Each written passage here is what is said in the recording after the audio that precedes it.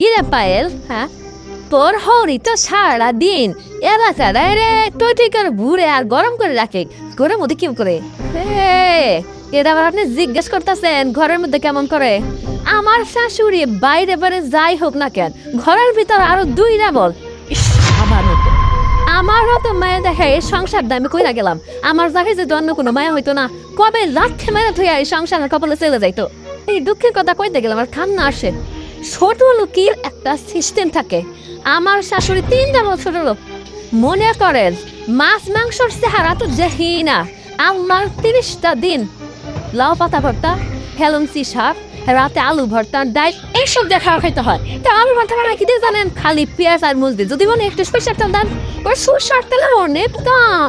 তেল খাওয়ার চিন্তাও করো। আর যদি ফুলে কোনো দিন 1 পোয়া মাংস আনে, তারা খাবো, ঠিক আছে।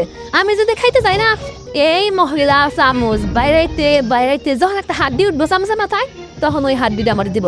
আমার জ্বালা জ্বালা শুনলে আপনার সময় কাইন্দা নেবেন। পাইলা পা, তুমি এত সুন্দর চেহারা নিয়ে কিসের নিগর একটা পড়ে আসো?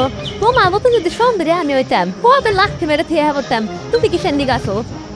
জ্বালা জ্বালা শুনো, জেনপির পোলা আছে না, তো আমার পিছনে ঘুরতো। ওরা ছাড়ি আমি এই যে এই সংসারটা পড়েছি কিসের জন্য কত? পিরিত পিরিত পিরিত বড়ই জ্বালা। পিরিত করে বিয়ে পেয়ে আমার জীবন একবার চেষ্টা হয়ে গেছে। শুনো, আল্লাহ তো সবার সাথে আছে নাকি? আজরাইল বলতেও তো একটা কথা আছে, জান তো ওই মহিলার কবজ হবই। ওই জান যেদিন কবজ হবো, এই দিন আমার সংসারে শান্তি হবো। ওই দিন যদি আমি 2টা ভাত পেট ভরে খাইতে পারি, দেখো। আচ্ছা ঠিক আছে, অনেক কথাই তো কইলাম। কেউ আবার আমার শাশুড়ির কাছে কয়ে দিও না, উনি যে ভালো মানুষ, পরে কিন্তু আমার চেষ্বো। আর সন্ধ্যা হয়ে আসতেছে, আমিও বাড়িতে যাই, নাইলে আবার চিল্লাচিল্লি করবো। একটু বাড়িতে দেরি করে গেলেই কইবে জানি মানুষের কাছে আমি গিবত করছি। আচ্ছা আমার এমনি গুমনাম বেশি।